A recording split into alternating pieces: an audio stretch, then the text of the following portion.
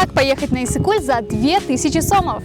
Мы решили поехать с комфортом и купили билеты в VIP-вагон за 800 сомов. Бирок сиз 500 сомго деле барсаңыз болот. Андан арзаны 150 сом турат. Но придется покупать их заранее, минимум за 2 недели. Анткени арзан билеттер баат эле жок калат. Все билеты можно купить на сайте Кыргыз Темир Жолу. Же өзүңүз барып, кассадан сатып алсаңыз болот. Из окна поезда открывается такой красивый вид.